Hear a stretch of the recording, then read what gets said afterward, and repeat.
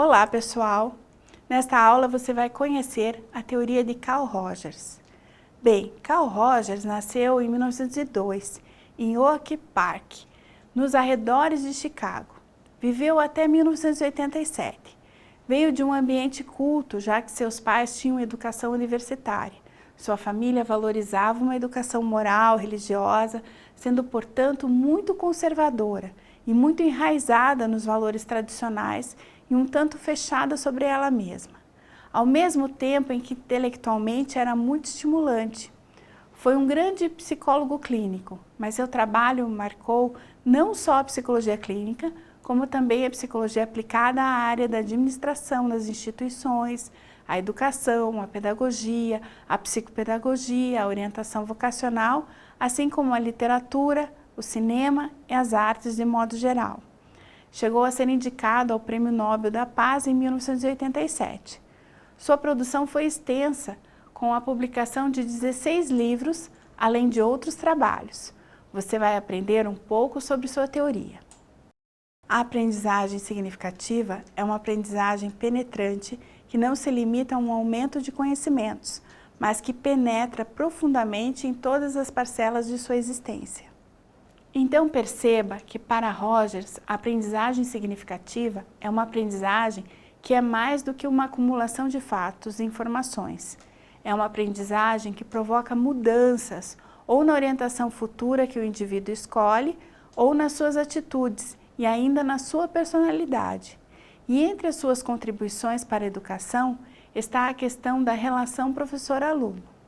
Rogers acredita que deve haver na educação um relacionamento interpessoal, afetuoso de interesse de ambos, professor e aluno, juntos caminhando para aprendizado significativo, porque para ele um pode aprender com o outro todos os dias.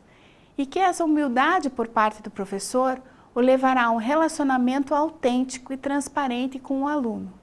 Compreenda que nessa teoria, a autenticidade é considerada a principal ferramenta para o professor colaborar e conduzir o aluno para uma aprendizagem significativa.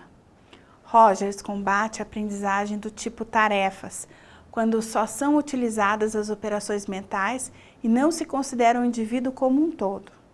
A teoria de Rogers entende que esse tipo de aprendizado, baseado apenas nas operações mentais, é esquecido com o tempo, pois deixa de ter relevância por não se articular com os sentimentos, com as emoções e sensações, ou seja, com a parte subjetiva do aluno.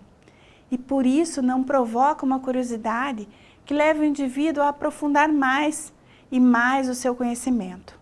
O lugar do professor passa a ser considerado o de um facilitador da aprendizagem, não mais aquele que transmite o conhecimento, mas aquele que auxilia os alunos a aprenderem a viver como sujeitos de um processo de transformação.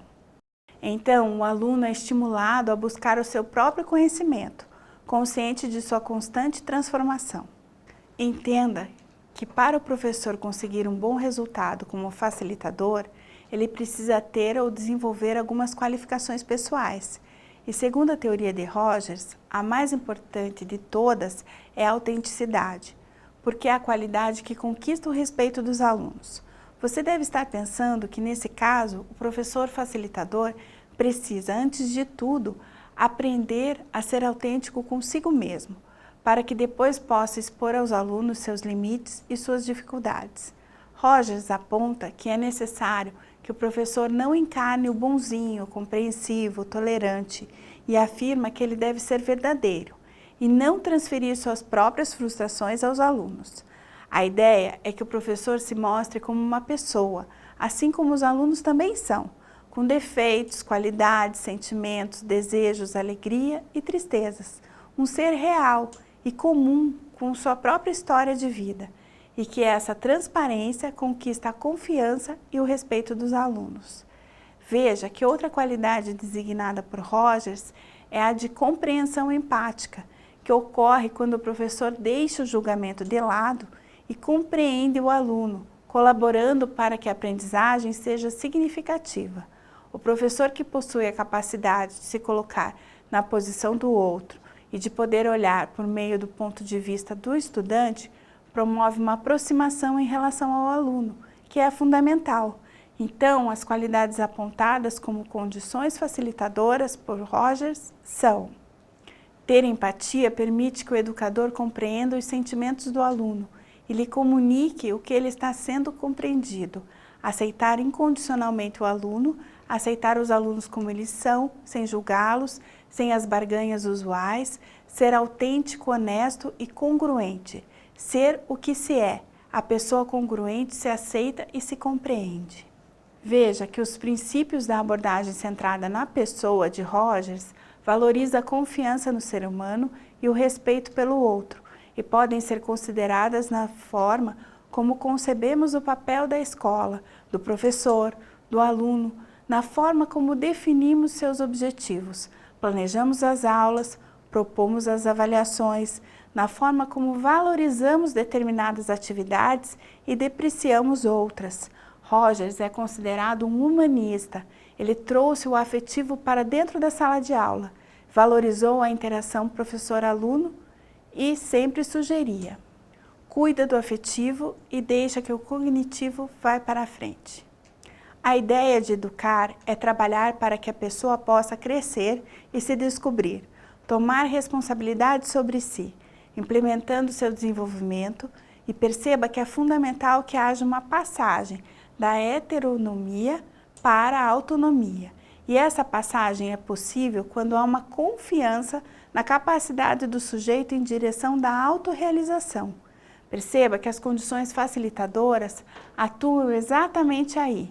Sua teoria afirma que a vida boa é um percurso e não um estado, uma direção e não um destino, porque a direção apresentada pela vida boa é aquela que é escolhida pelo organismo total, quando existe liberdade psicológica para se mover para qualquer direção. E esse processo traz como características à pessoa uma abertura constante à experiência, um verdadeiro aumento da vivência existencial e uma confiança crescente em si mesmo. Para concluir, a aprendizagem é facilitada quando o aluno participa responsavelmente do seu processo. Até a próxima!